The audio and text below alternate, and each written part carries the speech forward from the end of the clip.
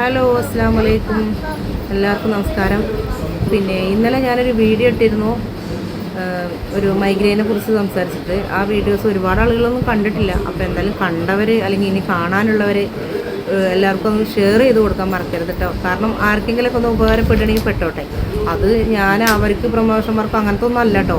കാരണം അതിനെ പറ്റിയൊരു ചാനലൊന്നും അല്ല എൻ്റെ ചാനൽ. കാരണം സബ്സ്ക്രൈബേഴ്സും ഇല്ല, വ്യൂസും ഇല്ല, ഒന്നുമില്ലാത്തൊരു ചാനലാണ്. അപ്പോൾ ഞാൻ അങ്ങനെ സപ്പോർട്ട് ചെയ്യാൻ വേണ്ടിയിട്ട് അല്ല, അവർക്ക് വേണ്ടിയിട്ടൊന്നും അല്ല കേട്ടോ പറഞ്ഞത്.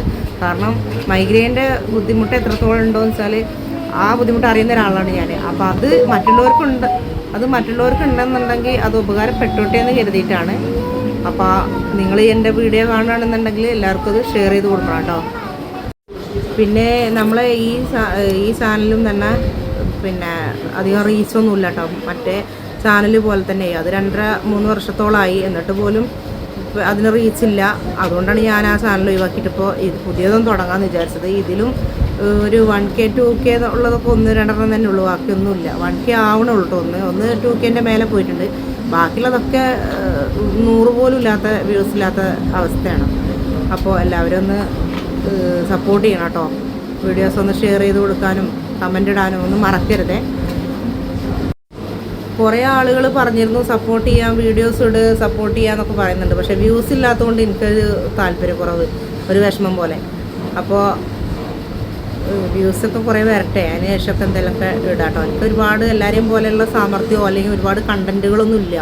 എന്തെങ്കിലുമൊക്കെ ഇതുപോലെ പറയാനും ഇതൊക്കെ തന്നെ ഉള്ളൂ കേട്ടോ. അപ്പോൾ ഇനി എവിടെയെങ്കിലൊക്കെ പോണത്. പിന്നെ ഒരു വിനീത എന്നാണ് ഞാനൊരു വീഡിയോ ഇട്ടിരുന്നതിന് മുന്നേ.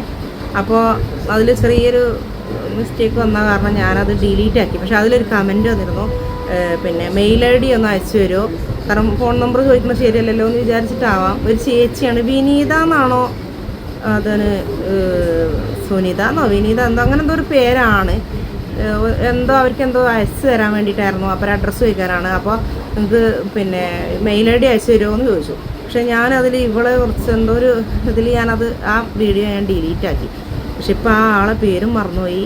എനിക്ക് ഒന്നും അതിന് റിപ്ലൈ കൊടുക്കാനും പറ്റുന്നില്ല. അപ്പോൾ ഇനി വിനീത ആണോ അതോ ഇനി എന്താണോ എനിക്ക് പേരറിയില്ല. അപ്പോൾ ഈ വീഡിയോ ആ വ്യക്തി കാണുന്നുണ്ടെങ്കിൽ എന്തായാലും ഞാൻ എൻ്റെ അതിൽ ഡിസ്ക്രിപ്ഷൻ ബോക്സിൽ കൊടുക്കാം കേട്ടോ.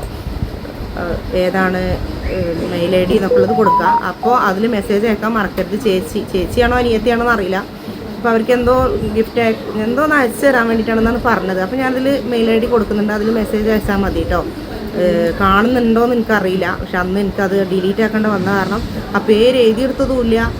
എനിക്കത് ഓർമ്മയും വരുന്നത് ഒരു V ഒക്കെ പെട്ട പോലെ തോന്നുന്നു. വൃന്ദല്ല സുനിത വിനീത അങ്ങനെ എന്തോ ഒരു പേര് പോലെ എനിക്ക് തോന്നിയത്. ഞാൻ UK പിന്നെ എൻ്റെ പേര് ഇങ്ങനെ അവരുടെ ആ പേരിൽ വന്നത് വേറെന്തോ ഒരു ബോയ്സിൻ്റെ പേരാണ്. പക്ഷേ അവർ പറഞ്ഞത് എൻ്റെ പേരിങ്ങനെ വിനീത എന്നാണോ വൃന്ദയാണെന്ന് അറിയില്ല. പക്ഷെ ആ പേരാണ് ഇന്നതാണ്. ഞാൻ UK. എനിക്ക് നിങ്ങളെ വീഡിയോ ഇഷ്ടപ്പെട്ടു.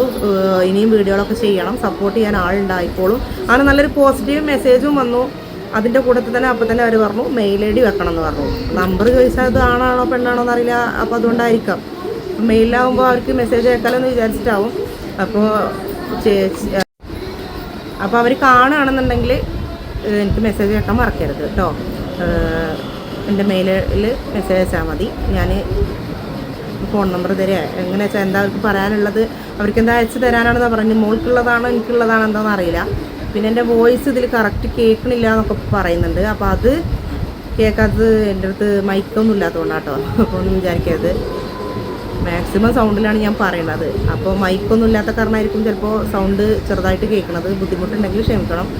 ഇൻഷാ അല്ലാഹ് നമുക്ക് വ്യൂസും കാര്യങ്ങളൊക്കെ ആവുകയാണെന്നുണ്ടെങ്കിൽ മൈക്കും കാര്യങ്ങളൊക്കെ വാങ്ങാം. അല്ലാതെ വെറുതെ വാങ്ങി വെച്ചിട്ട് കാര്യമില്ലല്ലോ എന്ന് വിചാരിച്ചിട്ടാണ്. അപ്പോൾ നിങ്ങളൊക്കെ സപ്പോർട്ടും കാര്യങ്ങളൊക്കെ ഉണ്ടെങ്കിലുള്ളൂ നമുക്ക് ഇനിയും വീഡിയോസൊക്കെ ഇടാൻ കഴിയുള്ളൂ കേട്ടോ. അപ്പോൾ ഇൻഷാ അല്ലാഹ് വീണ്ടും കാണാം. അസ്സലാമു അലൈക്കും.